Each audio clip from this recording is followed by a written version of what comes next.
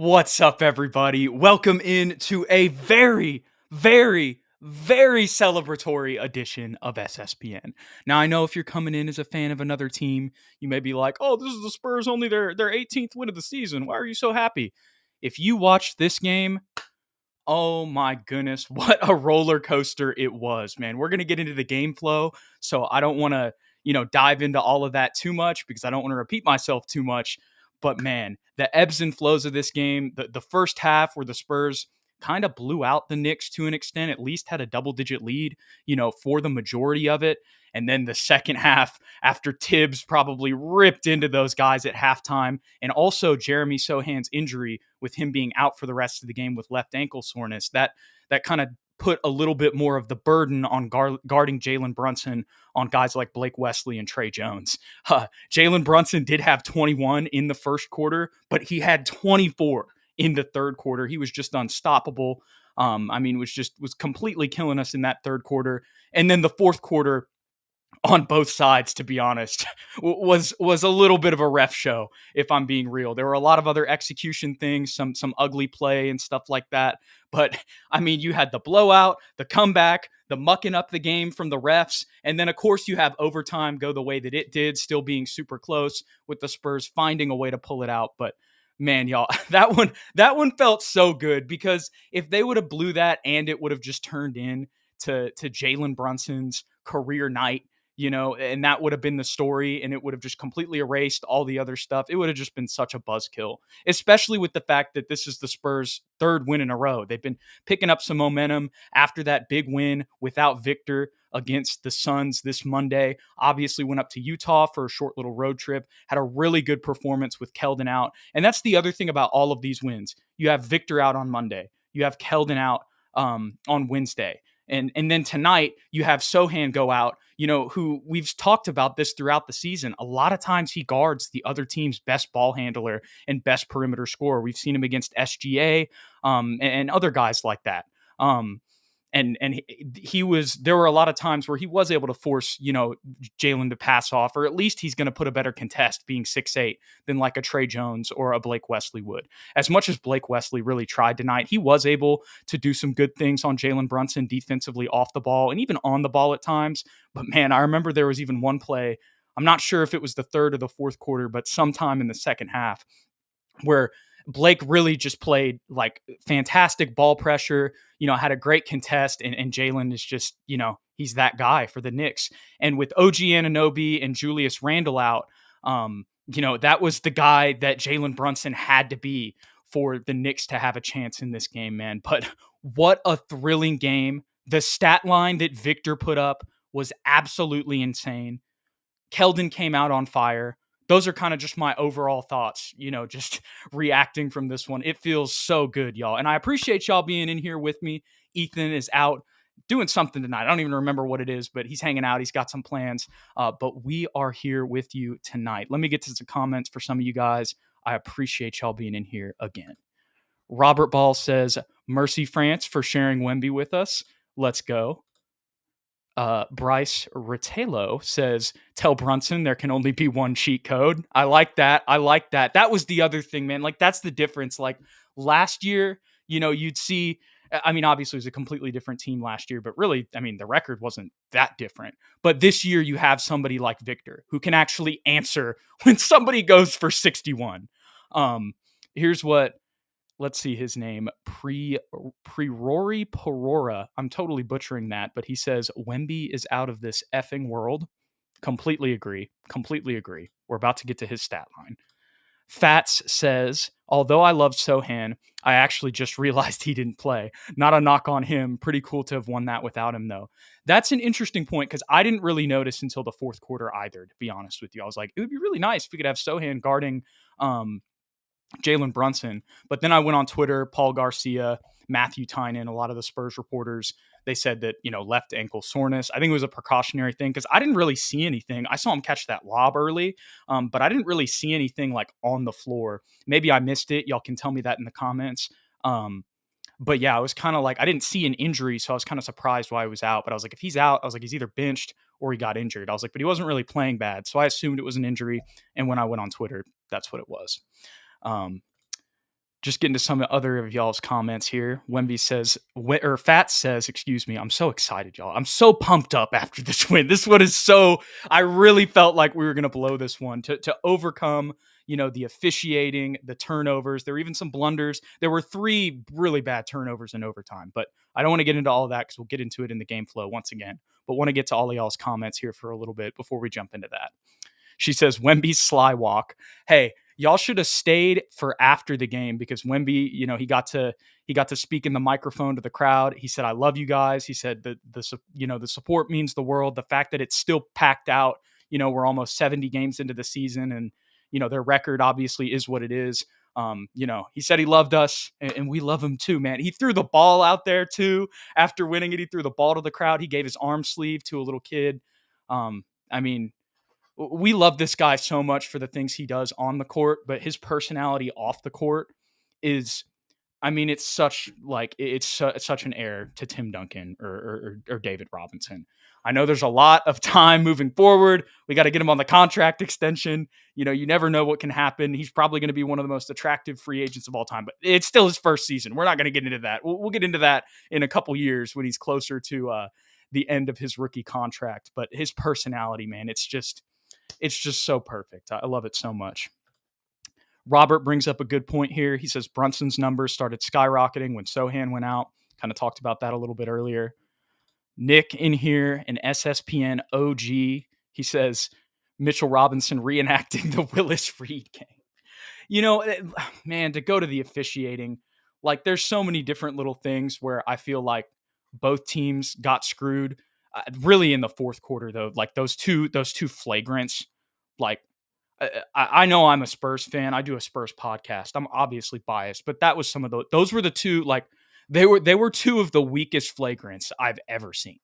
Like maybe I'm wrong there. Maybe by the rule, there's something in there that they called that I'm ignorant of. But from my perspective, watching, growing up watching the Spurs, covering basketball for my job at times, that was pretty crazy to me.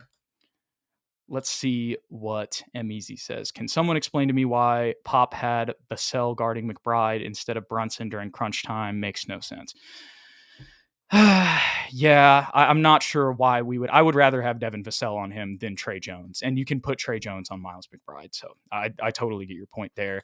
I even wrote that down. We'll get to this in the game flow. I was surprised when we took the timeout not at halftime, before the final possession of the game. I was curious if we might put Blake in to just try to have, a better defender on Jalen Brunson for the final shot. But luckily they were able to force that Miles McBride miss. And even though it was wide open at that point, I'd just rather have anybody other than Jalen Brunson shooting. So, but I do get where you're coming from there. Swatcho Bros, another OG, go Spurs, go. Let's see what he says here too. Thought the 3-game win streak would never come. I know, like that was the other thing about this one. Like we had the post game set up for it. I kind of decided to do it a little bit later, just because usually I work on Friday nights, but because it's Good Friday, I worked last night, so I was actually able to do this one. I was like, I might as well. I'm gonna be watching the game anyway. And Ethan did a solo one a couple weeks back for the Rockets, and if it would have just been completely spoiled by Jalen Brunson, it would have just been a little bit of insult to injury already. I didn't even think of this. Thomas Sipe says, did Wemby give away Brunson's game ball? Hey, it's not his game ball. He didn't win the game. That's Wemby's game ball, 40-20. That's what I got to say. No, that is kind of, I don't know. I mean, what do you do in that situation? But regardless of that, Two Clutch Glory says, man, that was such a fun game. That's exactly what I thought. Pep Rory says, Thomas, yes, he did. But I'm still standing on it. That's Wemby's game ball. 40-20, baby. He threw it into the stands. I'm glad we didn't have a Giannis situation, although I don't know how, I guess maybe Wemby's a little skinnier than Jalen Brunson, but he probably still weighs more. So I don't know if he could run back into the locker room like Giannis did. Oh my gosh, y'all are funny. Let's see what Not Wemby says. I remember all the junk Mitchell Robinson was saying about Wemby. Now look at him, one-leg Joe. Well, hey, he got him in OT because homeboy Isaiah Hartenstein fouled out. So yeah, and he was one of the other flagrants. That was probably a little bit more like reasonable than the Devin, but still like that was like a swipe. Like I don't I know. Neither of them were reasonable in my opinion. I'm talking myself out of it. Let's see. Anybody else in here? I'm catching up with the comments, y'all. Thomas says, good example of Wemby's growth. Knicks couldn't push him into a bad game. Facts. Big Z says, I'm so happy we won. Next year is going to be good. Definitely, some signs, some positive signs, some light at the end of the tunnel here, showing some flashes going into next year for sure. And Vainstain is answering June P. Telford's comment. I might as well just put that up. He said, what happened to Sohan? Vainstain says, Sohan got his knee bumped. On Twitter, they said that it was because of left ankle soreness, Paul Garcia and Matthew Tynan, but that could have happened too. And still, I mean, that's in the lower leg area regardless. So, and that happened to Wemby also earlier in the game. That was the other thing. And we'll get into the game flow here in a second. I know I've been saying that a lot, but I'm trying to get to all of these before we jump into it. Bryce says, I remember a poll wondering if we would see a 20-20 game from Wemby by the end of the season. LOL. We found it. We found it, man. We did. This is the one. And I think that'll lead me into this game flow, guys. Let's just jump into this. Let's look at this incredible box score. Okay. All things considered, I know this was a very emotionally charged game. At least for me watching it, I was so hyped.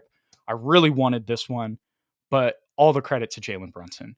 A fantastic performance, super efficient.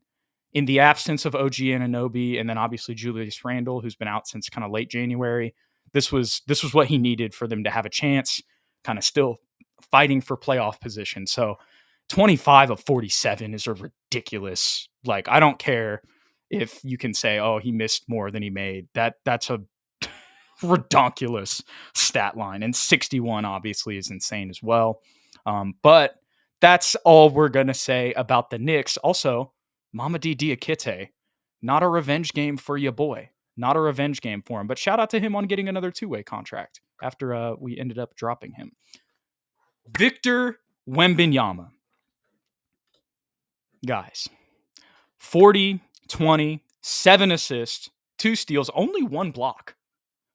13 of 22, 4 of 9 from 3, 10 of 12 from the free throw line, including 2 free throws to tie the game and force overtime eventually after the Spurs got a stop on the final shot. And then a giant, massive 3 in overtime off the dribble, kind of almost sideways when he shot it to really secure the momentum and set the Spurs up for the win. Devin Vassell, not the most efficient game, but found a way to get to 23. And in this one, in an overtime game, you needed all the points you can get. And another thing from Devin, while this may not be the best shooting night, and there's some things you can criticize for sure, you can really do that for everybody on the roster, kind of other than Victor. 7 assists again. That's another thing we've been seeing. And another thing we see from him, a steal as well. We've been seeing him get more steals. We've had a couple 3 steal games lately, but really the main thing, a couple 7, 8 assist games as well. So love to see the playmaking going up for Devin. Keldon Johnson, man, I will admit, it was very much a first half game for old Keldon. He had 16 of his 17 points in the first half. And I believe just that 1 point for the rest of the game. But here's what I'll say about Keldon tonight. Keldon came in and scored 12 points in the first quarter when Victor had to go rest and actually go to the locker room. I couldn't find him on the bench. And then he came back by the end of the first quarter after he banged knees with Sohan. And sorry, y'all. Earlier in the comments, I was like, I don't know if it was because of the banged knees. And then I'm forgetting that was on the same play where Victor banged his knee. That was who he banged his knee against. So yeah, that makes complete sense when both of them were kind of a little roughed up after that one. So, yeah, but regardless, with Victor being out during that time in the first quarter, Keldon coming in and scoring 12 points was huge. And it was a big reason why the Spurs won the first quarter 38-27.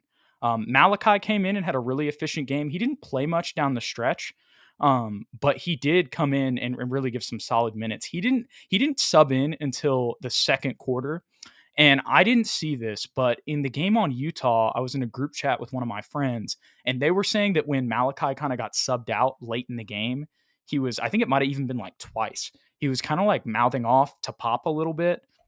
And look, everybody gets frustrated, especially in the heat of the moment. And he's 20 years old. Let's give him a little bit of grace. But I think that I didn't see that.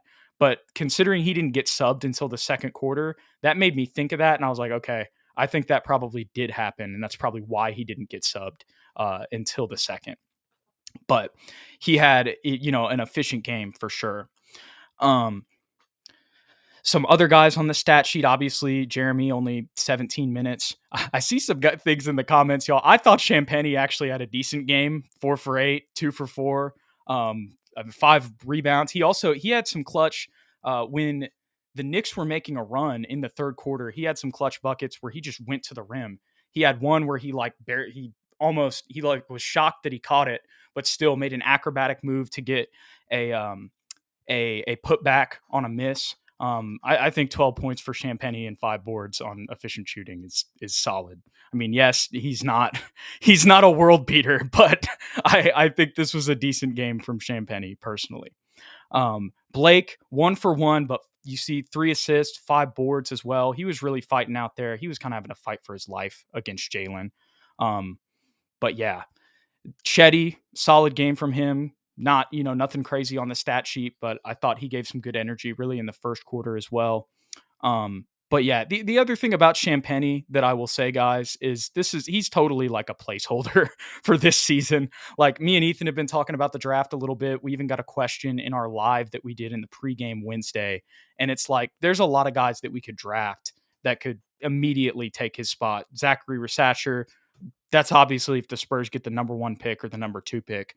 But that's an example right there. There's some other wings as well. He's just a placeholder for this year.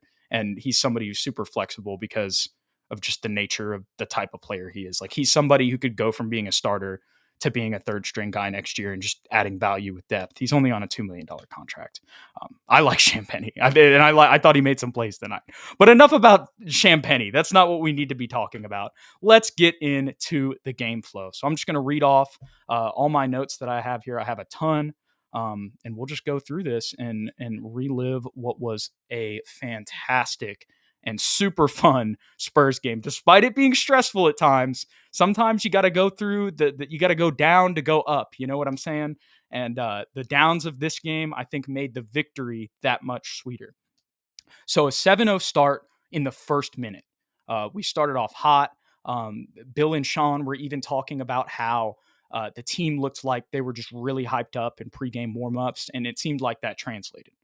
But as soon as that happened, there was a 5-0 response run from New York. Julian hit 2 threes early to start. That was kind of a part of that big run. After they had their 5-0 run, we had a 6-0 run to respond. A lot of good energy, intensity, and execution early. Then we had the Victor knee bang with Jeremy, which obviously ended up affecting both of them. And that was tough because we were on like an 8-point run. I think we were up 19-11 when that happened. And it kind of slowed the momentum. And then on top of that, when you bring in Zach, there's just going to be some things defensively that are not the same whatsoever. And if you've been watching the Spurs this season, y'all know what I'm talking about. But he did have a great backdoor to Devin. He made some good offensive plays tonight, despite only having 3 points. I think one of them was actually on an and one. The threes he missed, though, were tough. Yeah, not a great game from Zach. This is just the first quarter here. He did have a good pass to Devin, but overall, not the best game from him. And it wasn't the best matchup either. Like him against Mitchell Robinson, it just wasn't going to work physically. And same thing with Isaiah Hartenstein. Unfortunately, he was just going to get bullied, and he got beat on a lot of switches and pick and rolls tonight as well. Jalen, 2 buckets off the dribble on Julian. So that did happen. As much as I was saying, I think Julian had a good game. There were a lot of times this game where he did get taken advantage of, despite being 6'9", guarding Jalen Brunson. Granted, Jalen Brunson took advantage of everybody, but we're criticizing Julian here too, is what I'm trying to say. After he got those 2 buckets, we had to call a timeout. And even after the timeout, there was a 7-0 run by the Knicks. Jalen was cooking even against Blake early, just kind of teaching him, not necessarily some rookie lessons. I guess it would be some sophomore lessons, but I was thinking rookie because it's really Blake's first, true rotation minutes this season. Keldon comes in, 5 quick points on a 3 and a tough layup, driving inside. That was when Wemby was in the locker room. I saw he wasn't on the bench. Mitchell Robinson was eating, as I kind of alluded to earlier. But after he was eating a little bit, we had a really good response, a lot of good energy from Keldon, Blake, and Shetty in the first quarter. Keldon went off, and the Spurs were on an 11-0 run. And then late in the first quarter, I saw Victor back on the sideline, still dressed out. So I was like, okay, that looks like just a knee stinger. Good news. Spurs were up by 13, but Jalen still found a way to hit a buzzer beater. But a theme for the Spurs tonight overall, 6 threes for the Spurs in the first quarter. And really, as you can see, 16 in the game, 40% tonight from the three-point line. That was another big factor. Trey Jones, oh my gosh. That's the other person I forgot to mention on the stat sheet. A solid game from Trey Jones. And his shooting is consistently, we've been seeing it in the latter half of the season. It's been better. It just has. He's made some clutch ones, 3 for 5 tonight from 3, 4 for 6 overall. Didn't try to do too much. 4 boards, 4 assists. Just a really efficient game from Trey. But those 2 turnovers that you see on there in overtime that we'll get to, those were not good. But you know what? Trey made the free throws to ice the game, so it's okay. It's all good, but we'll get to that.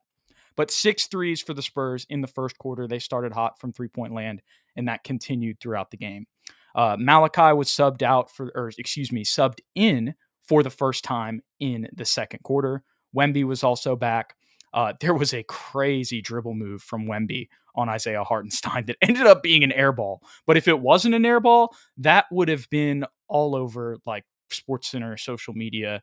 It was very tough, except for the shot. But still, I had to write that down because that was a crazy move. We also saw a lot more of Wemby in the pick and roll, but as the ball handler tonight.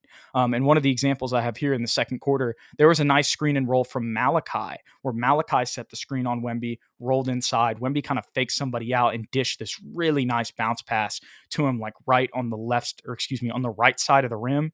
And he just went up and got it. Kind of a little bit of contact, not a super tough layup, but not just like a gimme either. So shout out to Malachi for finishing there. And he looked good coming in overall. We talked about him on the stat sheet tonight. I'm losing my spot here. Quick 4-0 run after the Knicks timeout. So after Malachi was looking good, and I mentioned that play there from Wemby, some good momentum. The Knicks called a timeout, and there was a quick 4-0 run by the Knicks after that, and Pop called a timeout right after that to kind of stop that, which I liked. And we ran out of timeouts early in this game, but honestly, I don't disagree with any of the timeouts that he took. This is an example of one. I feel like if they didn't, it could have got more ugly. And I know that it still got ugly in the second half, but I like this timeout at the time. There was a Euro from Wemby that started almost from the 3-point line, and I just wrote down sheesh. That was super tough.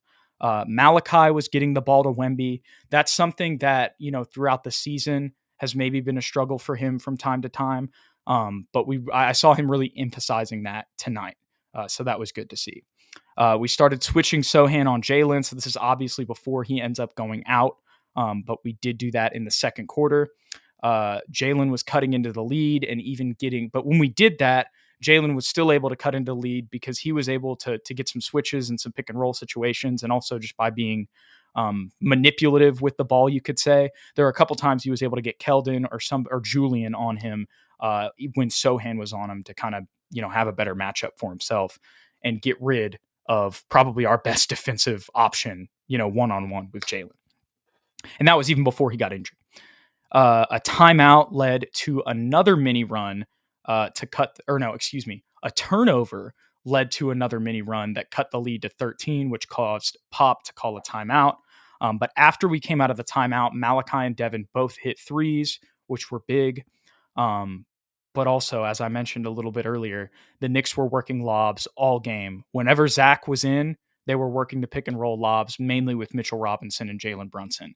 And when you think about that in the second quarter, at least, in the way that this game went, Blake and Zach were probably the most vulnerable with Jalen Brunson and Mitchell Robinson on the floor at that time.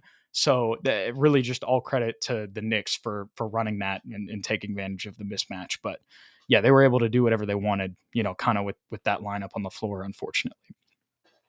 Another counter run for the Spurs, though, after that, or no, excuse me, another counter run after the Spurs built the lead again. Pop timeout. I wrote Wemby Vision Man. I don't remember the pass it was, but he had a lot of great passes tonight. We mentioned the 7 assists earlier.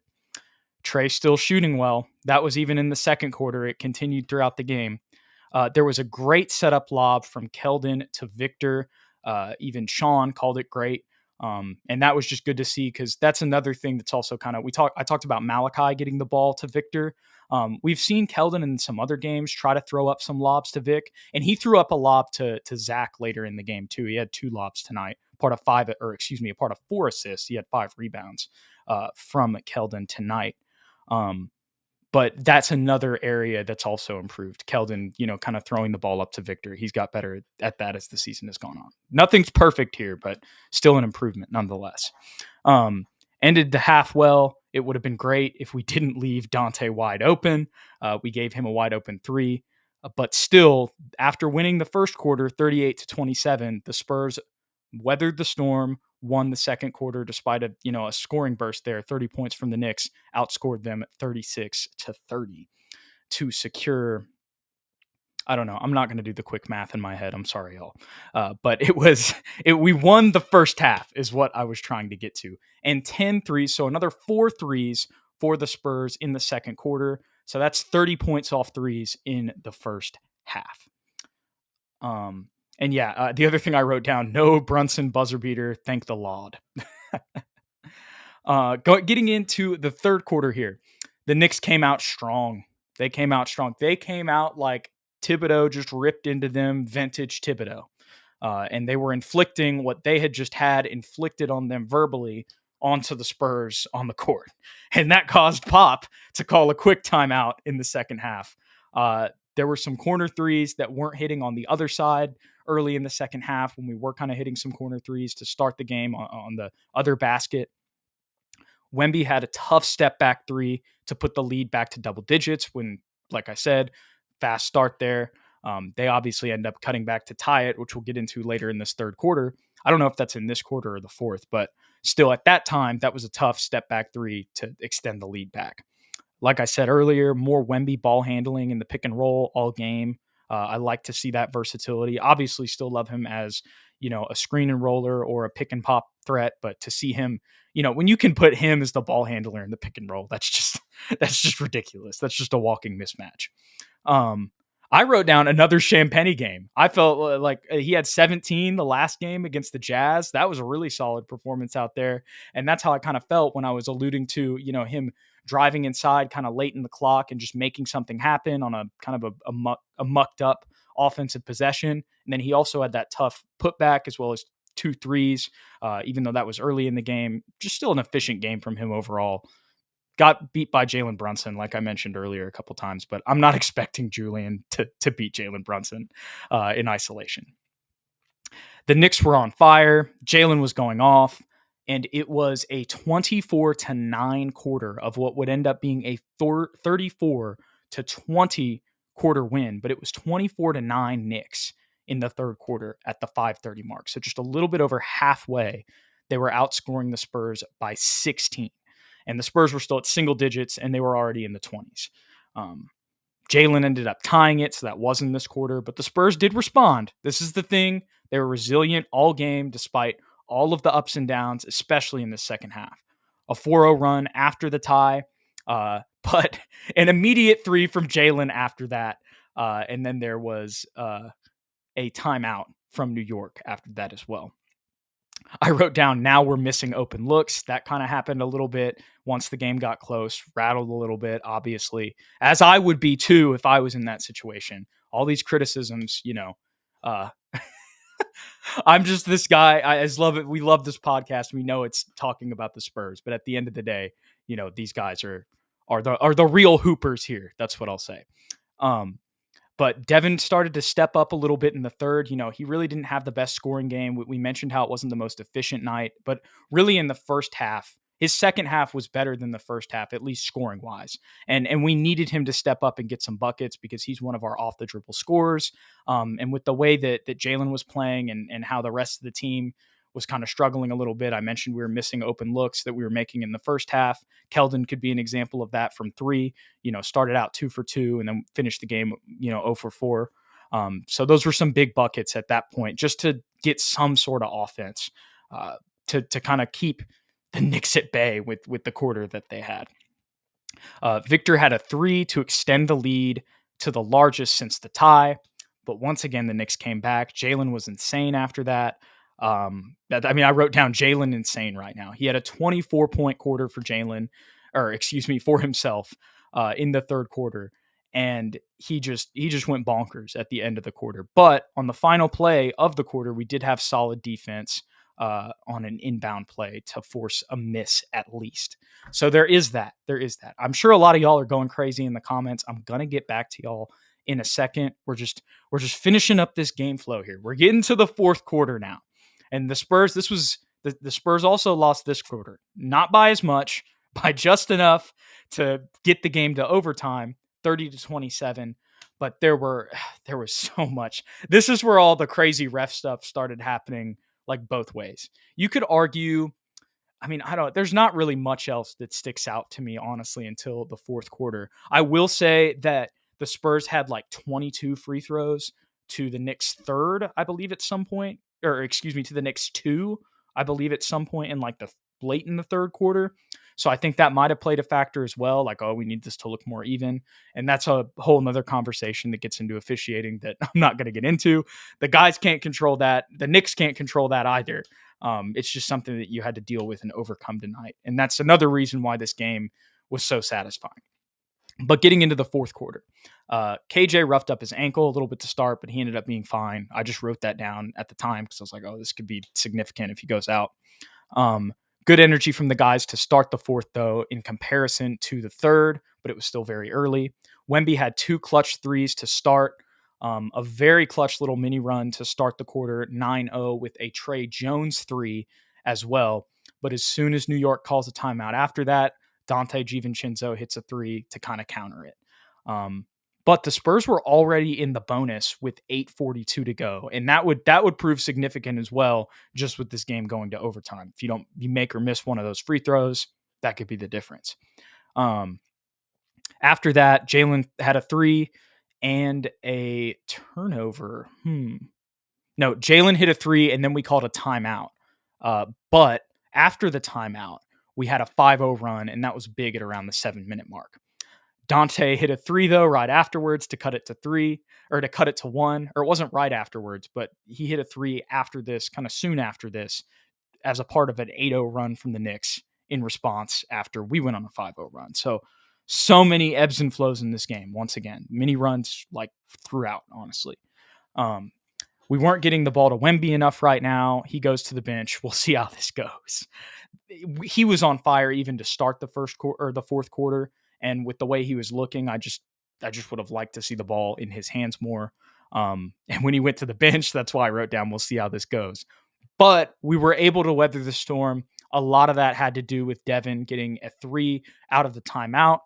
But this is also where a lot of the ref stuff starts coming to happen. I didn't word that right, but y'all know what I'm saying. There was a phantom Jalen and 1 on Zach Collins. I will say that.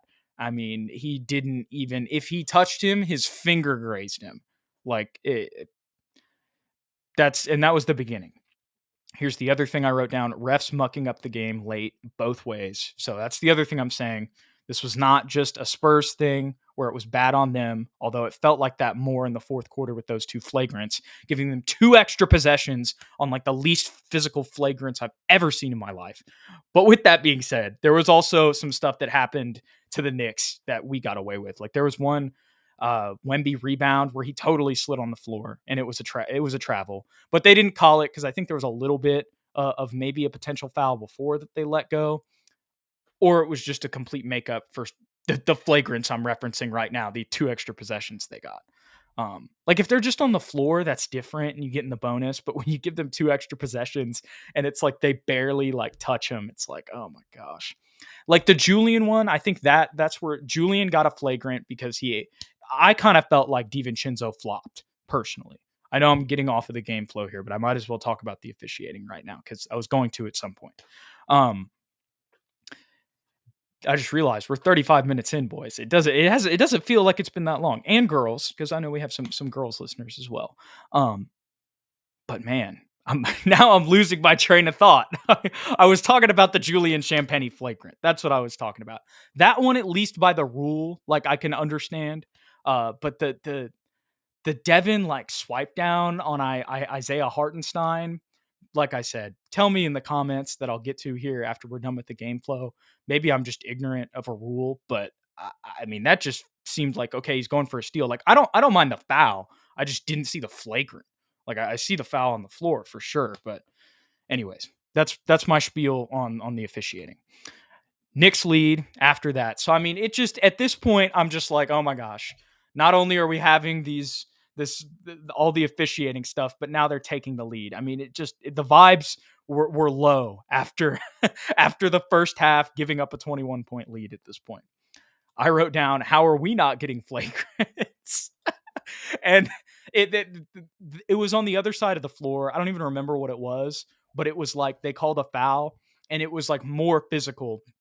I think it was Isaiah Hartenstein kind of pushing Wemby to the floor in a post-up situation. And I was like, how is that not a flagrant? That's way more physical than the other two you just called.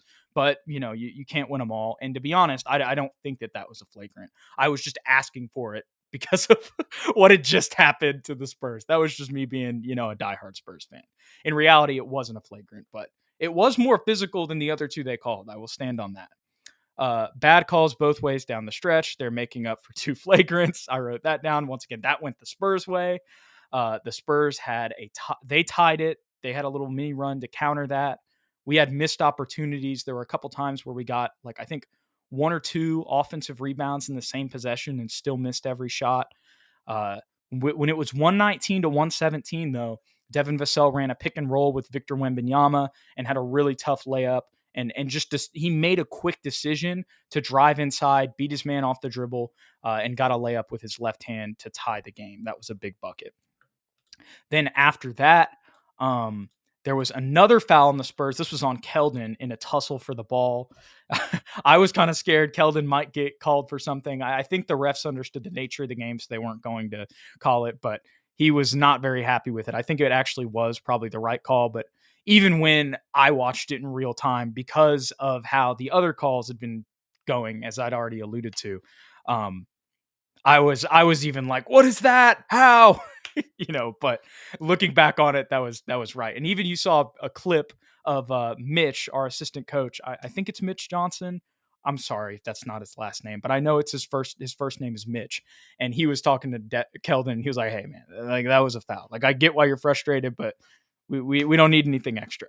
I mean, I don't know if that's for sure what he was saying, but the vibes and just looking at like his body language and then Keldon's changed body language, I'm pretty sure that's what he was saying. And that's probably, I mean, that's how I felt like I would have reacted, like I talked about earlier. But as I'm looking at it, hindsight is always 20/20. But as I'm looking at it after the game, I understand why they called it. But there was a Devin Wemby lob after that to tie.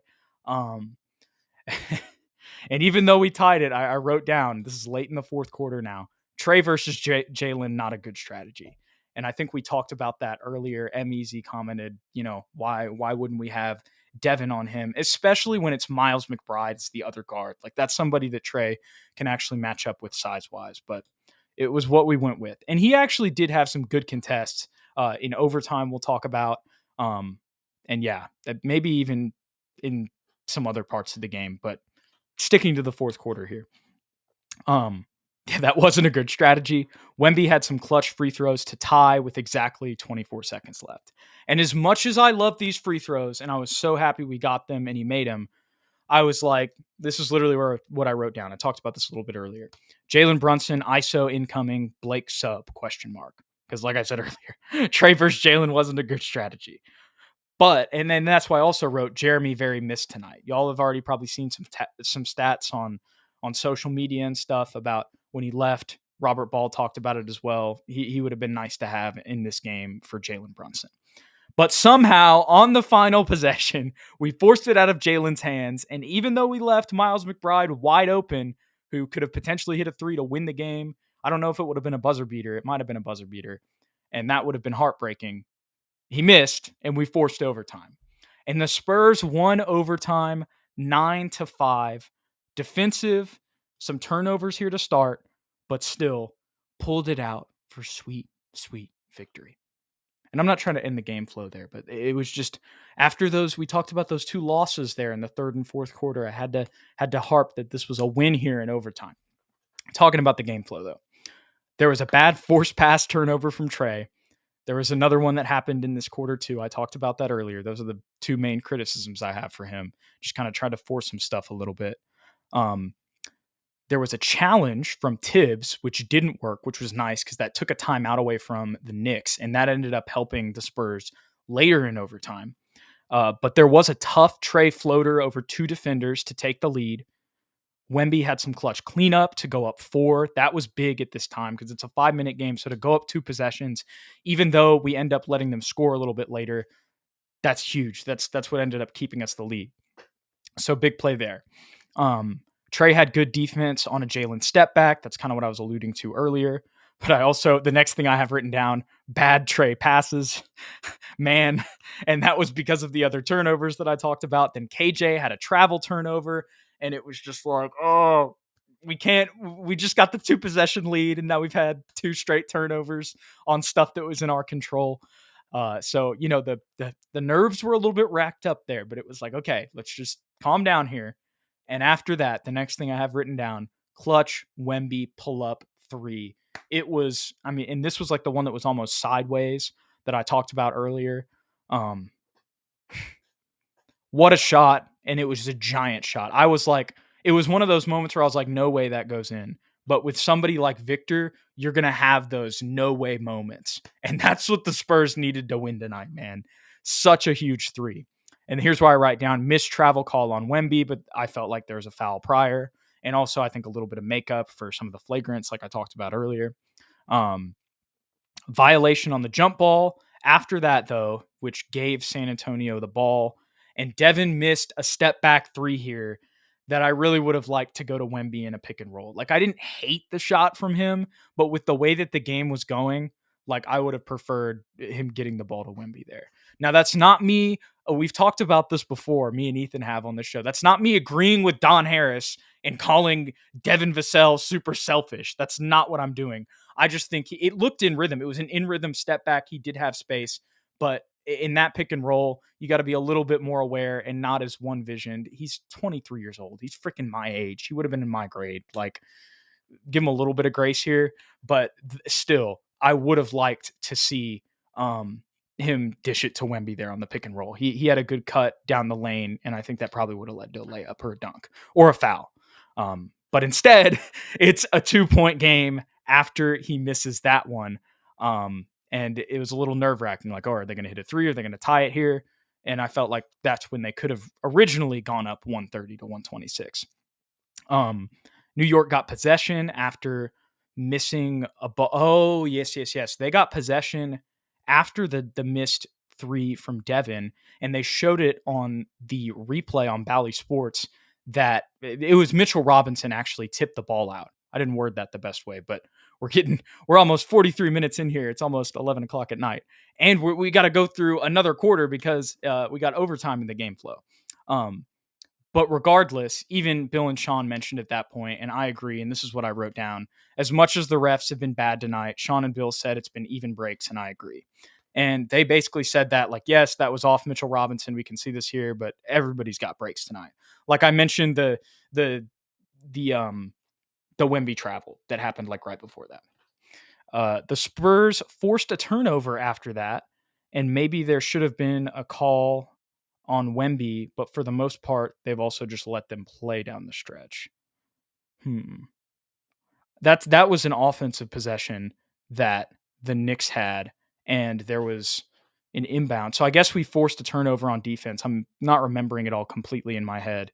But I know that on that shot, or whenever we forced the turnover, Wemby kind of got shoved a little bit going for a rebound, or maybe it wasn't a turnover. I think we must have missed a miss, but Anyways, I don't know. I think also probably at this point, I was just so excited because that's the last thing I have written down. I don't have anything about like the end of the game written down. And that's probably because I was just so excited watching it. But I was saying, basically what I was saying is, even though I felt like there could have been a foul call for them, despite the other things that I had complaints about the refs, for the most part in overtime, they kind of just let him be physical for the most part. There were a couple times where you maybe could have called fouls, even on inbounds plays. And you did see that on Jalen late in the game, that for the Trey free throws to ice it, after they forced a miss and got the rebound. But still, for the most part, I felt like in overtime, they let him be physical. But still, found a way to pull it out, boys. I just... This one felt so good. It really did. For any Knicks fans that maybe one day stumble upon this was a very hard fought battle. I'm sure that this was a tough loss for you.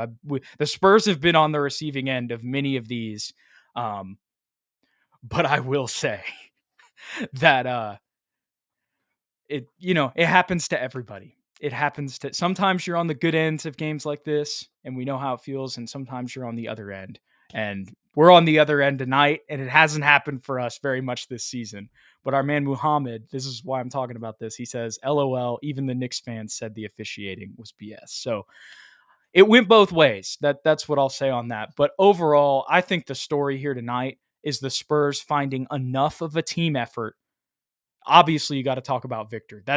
The story should be, restart. The story tonight should be Victor Wembanyama scoring 40, having 20 rebounds and 7 assists, 40, 20, and 7 to fend off Jalen Brunson scoring 61.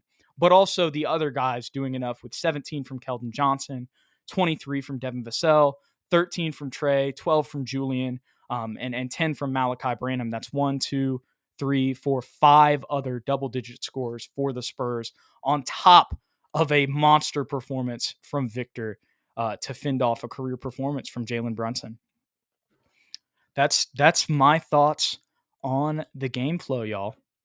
And I'm going to get to some of y'all's comments here before we wrap this up. July 26 says, poor Trey Jones having to guard Brunson all night long. Yeah, that was tough for your boy. Let's see some other stuff. I'm going to go way back up here because it's been a little bit. I'm trying to figure out where the start was. Okay. I think we're back here. July says, I've seen enough, Jude. Give the Spurs the championship. I like that, right? It's like the comments that we've had earlier this year. If we played Devontae Graham all year long, we'd be in the championship. A Spleen says, still, I would like to keep it on the bench next year. On the bench unit. I believe he's talking about Julian. Thomas also says what I kind of said earlier. Champagny is the placeholder for our next draft pick, right? We talked about this a little bit earlier too. Vainstain says Champagny will be a great bench guy if we have a stacked starting lineup, for sure.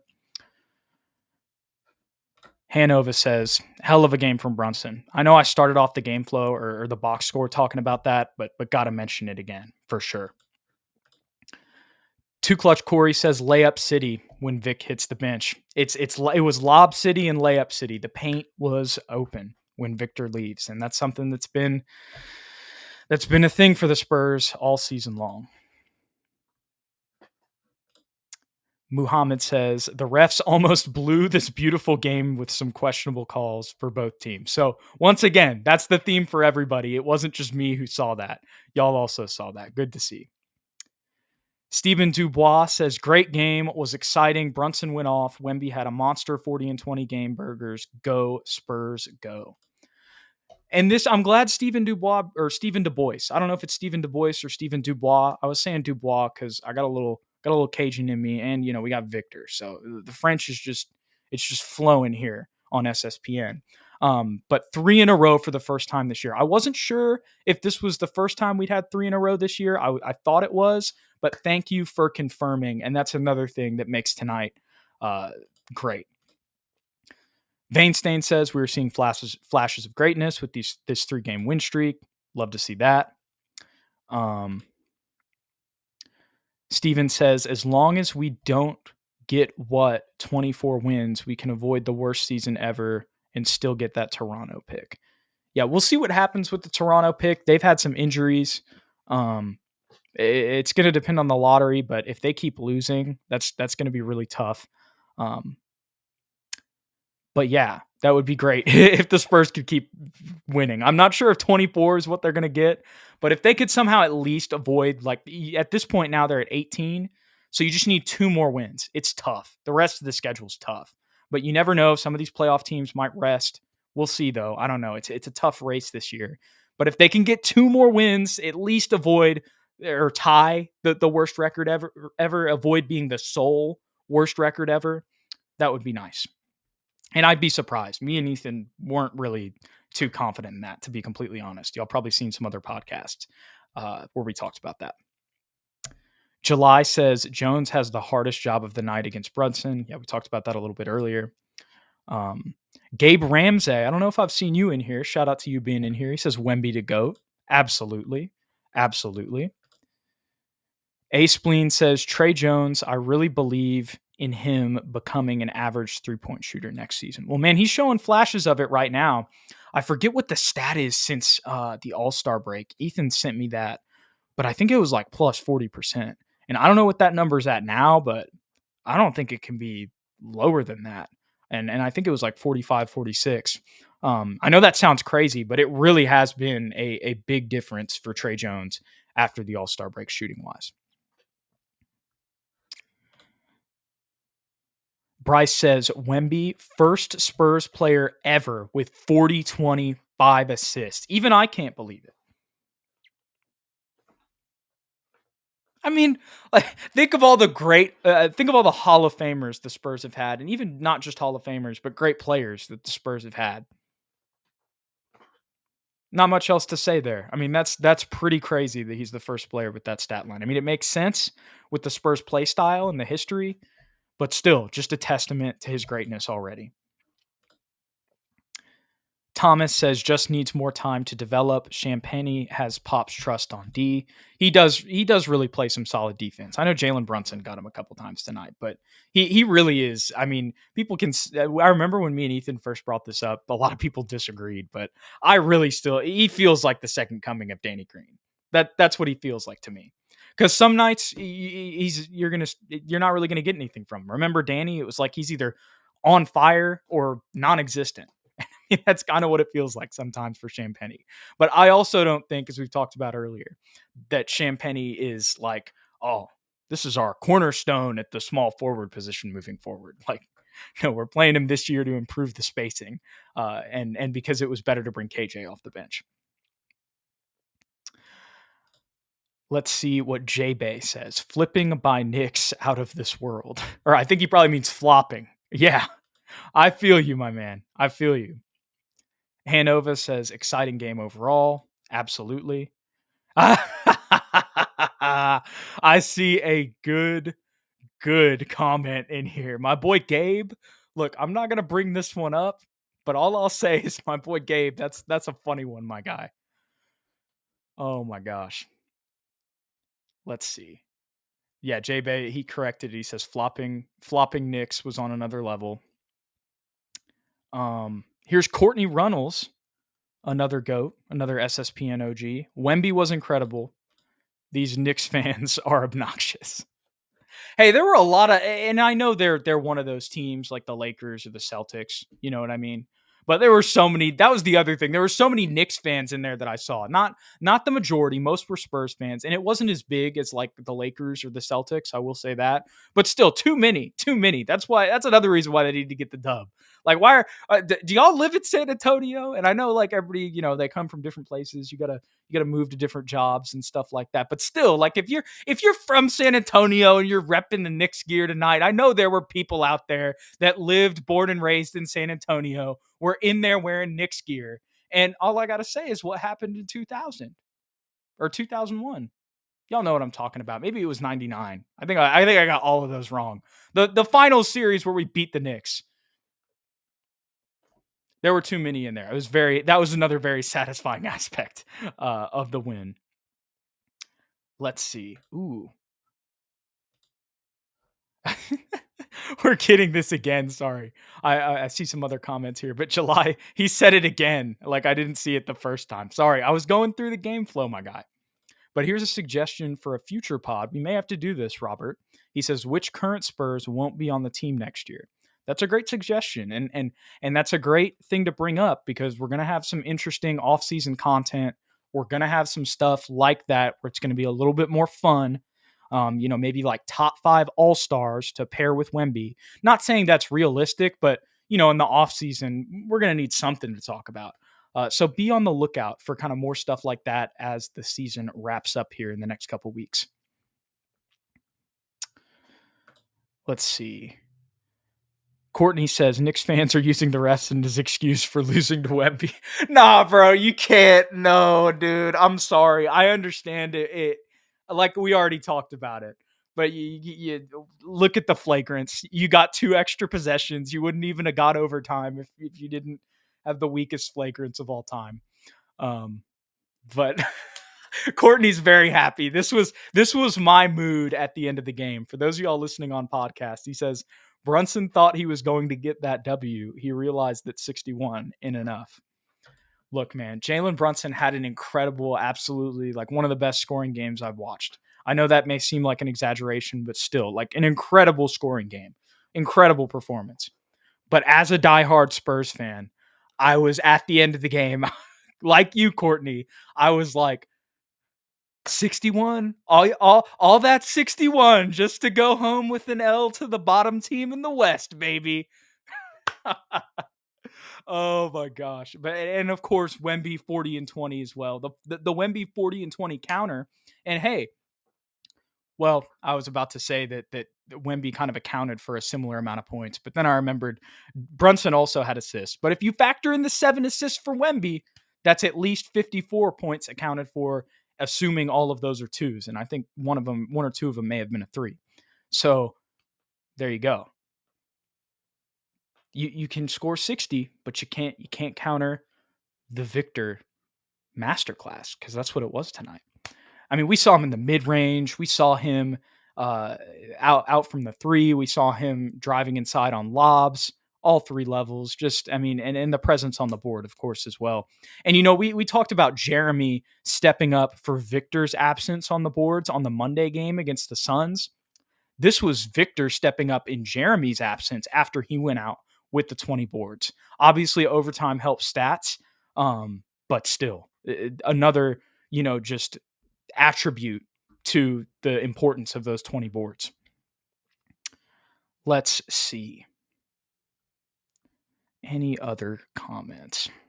There's a lot more, y'all, but I'm going to be honest. We're at an hour here on a solo episode, and we still got like 50 of y'all in here, and I appreciate y'all so much for hanging out with me tonight, but I'm going to call it a night.